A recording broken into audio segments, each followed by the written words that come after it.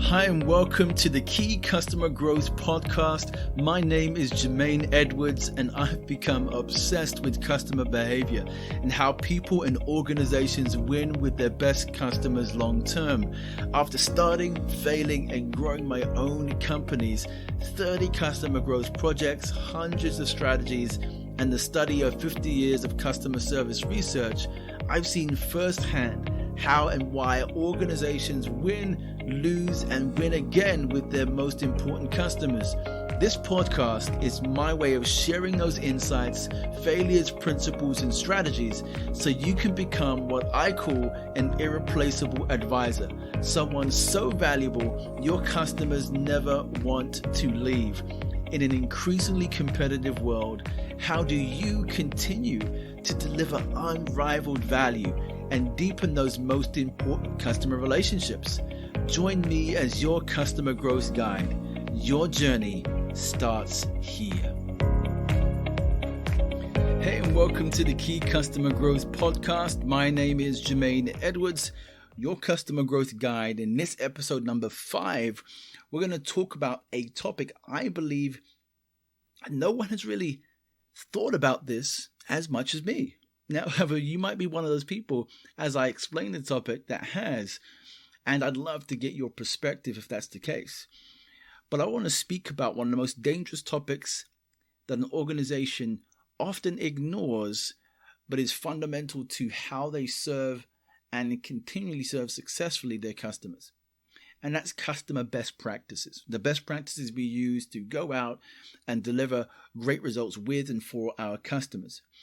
Now, oftentimes what we see are the opposite, failed initiatives that are often hidden within the cost sheet and blamed on external factors. These costs to really failed initiatives, failed best practices, are attempts to implement something without really common knowledge on understanding why we're using a specific best practice, what problem we're actually trying to solve, and understanding that just because we hear of a case study somewhere else, it actually doesn't make it more applicable to us. And it doesn't make it more applicable for a number of reasons. So I want to help you make careful evaluations of the best practices that you see so you can understand which ones you should really be focusing on, or at least be more cautious of when trying to implement it in your business, so you can more successfully implement these ideas, solve the real problems that exist that might be preventing you from serving your customers as well. Evaluate your customer best practices to ensure that they're working where they should. And at the end, I'll give you a complete framework called the RARE model to help you make those choices for any other customer best practices you choose or would like to implement in your business. So let's get started here. So the big thing I want to share with you to start with is I actually genuinely believe that all we've been told about customer best practices are killing our ability to yield real, repeatable results with our best customers. What do I mean by best practices?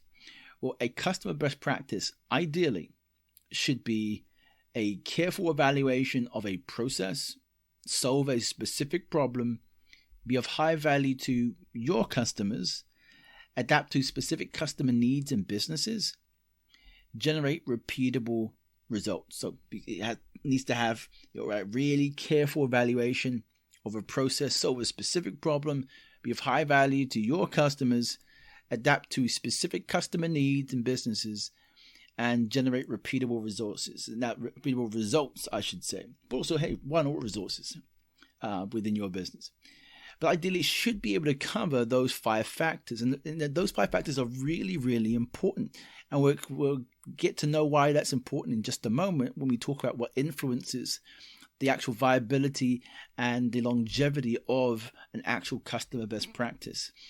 Now, what is often seen today in many best practices is that it's often the result of an evaluation of a process, methodology or a framework that has had success for a group of companies over time. And oftentimes when we hear these success case studies of particular customers, We see the stats, we see the testimonials, we make the case, internally that we should be doing it too, because this company is delivering this particular methodology. The challenge is when we hear these practices and success stories, we miss 4 critical components. Number 1, the effort and coordination really needed to make a best practice work. We don't see that in the testimonial, in the conversation or story you might hear from a particular company. Number 2, the resource, talent, and maturity of the company executing the practice. We often don't hear that either. Number 3, their customers, who may have very different views or requirements in regards to engagement. Number 4, the industry they're in, which in almost all cases changes the application or the execution or even the structural delivery of a practice. So if we take these 4 things in mind, the effort and coordination, the resource and talent maturity, their customers, and the industry, what it means is we need to apply an accurate filter for understanding, is this best practice right for us right now? And does it actually solve, if we do want to take it on, the actual problem we want solved and the outcome and results that we want? We'll come to that in just a second. So this doesn't mean best practices aren't relevant or helpful. They very much are. Many best practices I'd advocate for. What best practices show us today is something much more important. That customer best practices by themselves don't solve problems. Good analysis of the problem you want to solve and the execution of the right practices to achieve your outcome does. So I'll say that again. Customer best practices don't solve problems. Good analysis of the problem you want to solve and then the execution of the right practices to achieve your outcome and result does. That's really important for us to understand. So then if that's the case, if customer best practices don't solve problems, but they're part of helping us to solve a problem, then the equation must then be analysis times right practice equals results. And there is a methodology in which we're going to think about in just a second. But the first thing we need to do is understand what influences customer best practices. So why do some specific best practices fall out of relevance and really kind of effectiveness over time when it worked for so many companies at one point in time? Well, customer best practices have changed dramatically. Let's just take the last 50 years or 200 years. It's completely shifting. And there are 3 main factors that impact the viability, the longevity of a specific best practice. Number 1 is customer behavior. 2 is new technological practices. And 3 are global market relationships. You have these 3 things. If a particular model cannot bear the weight of changing customer behavior, new technological practices, and global market relationships and what shifts in our market, it's unlikely to be able to weather the storm and continually provide the kind of value or perceived value to your customers. So we need to hold that in mind because they all interact together in some way. So how do we begin to evaluate our current best practices? Well, we can actually use a couple of questions, maybe 3 or 4 questions, in fact, to help us understand the impact of our best practices today. So let's take this first question. Do the existing best practices we have currently solve the root cause problem we have identified? So do the existing best practices, customer best practices that we have currently solve the root cause problem we have identified? You may want to just make a note there. Then number 2, do the current best practices we have give us the same or greater results intended each year? That's a reasonable question, right? Do the current best practices we have give us the same or greater results intended each year? Number 3, are the current best practices we have viewed as equal to or of consistently high value to our customers? Are they viewed as equal to or of high value to our customers? What do our customers think about this stuff? How do they respond to it? How do they engage with this stuff? Number 4, do the current best practices we have give us a unique differentiation advantage that is tough for our competitors to replicate? So does it give us a unique differentiated advantage that is tough for our competitors to replicate? Now, these are really powerful questions. I consider going back and just a minute or so listening to these questions again, or going into the blog, I'll be in the show notes to capture these questions and ask them with your teams internally. But these will reveal a lot about how effective your customer best practices are. And if you find that after answering these questions, you've answered no, or you're unsure about any of the answers to this, it may be that the customer best practice you have is either 1, just not as effective as you think it is, or 2, maybe it's just not the right kind of solution you need right now. It may just be becoming irrelevant or not as relevant to achieving the root cause problem you want solved. That leads us really nicely to how to evaluate and apply a best practice. So I want to introduce you to a really simple framework that will help you and your organization make more confident decisions about the customer best practices to use. I call this the RARE model. It's something we developed alongside our customers to really think about how we look at the marketplace and apply best practices. There are a lot of really great ideas out there, really great initiatives, great success stories. We just want to find the ones that really give us the kind of results that we're looking for and can hold up against the weight of the change that I discussed, that changes and influences customer best practice. And those 3 changes I mentioned were customer behavior, new technological practice, and global market relationships. If we know they can hold under the weight of that, we know it will be a consistently successful and really powerful best practice for us to use. So let me introduce you to the RARE model. And this was designed specifically to identify the right practices that solve real problems to generate repeatable results. So the first R in RARE is root cause.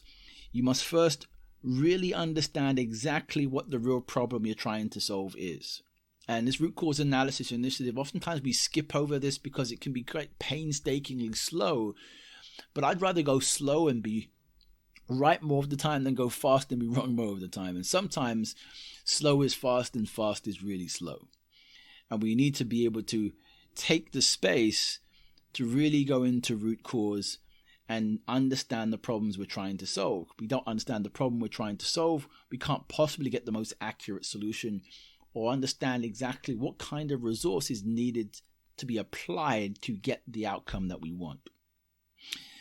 The next letter in RARE is A, which is advantage. So we need to determine what advantage we actually want the outcome to create. So let's just give an example here. Let's just say that the root cause problem that you found was the problem was high customer churn.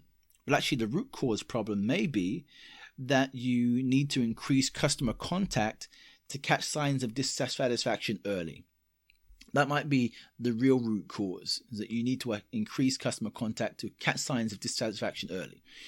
So then you recognize that, okay, so we want the outcome of reducing churn each year. However, that by itself is not the full picture. What we actually want is to create a system of managing the retention of customers at scale without increasing costs to give you the advantage. That's probably what we want instead. We want definitely the outcome of reducing churn, but we want to be able to do that at scale.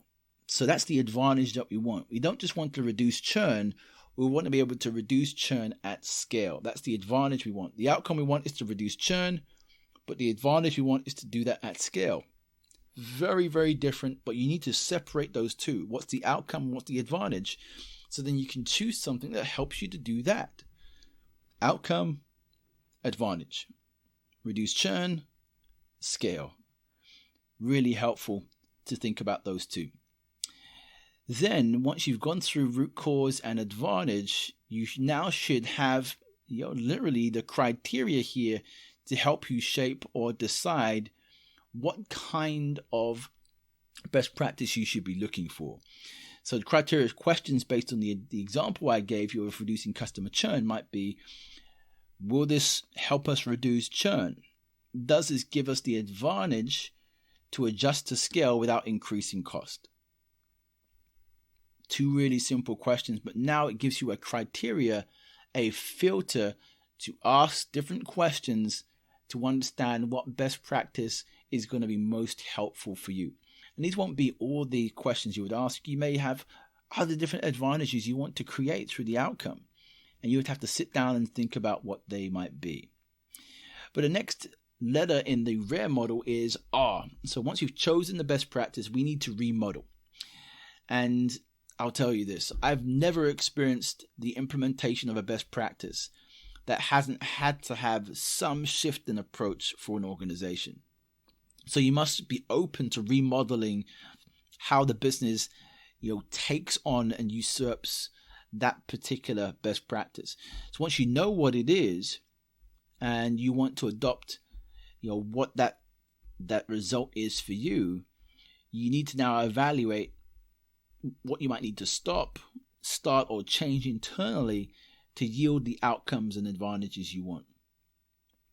So that might look like, you may need to change the customer communication process, to capture feedback at identified stages in the customer journey. So for you to really capture the whole idea of the advantage of reducing churn and increasing customer contact, you may need to internally change the customer communication process in order to facilitate that and to capture the feedback you need in the customer journey. That might be what you may need to remodel.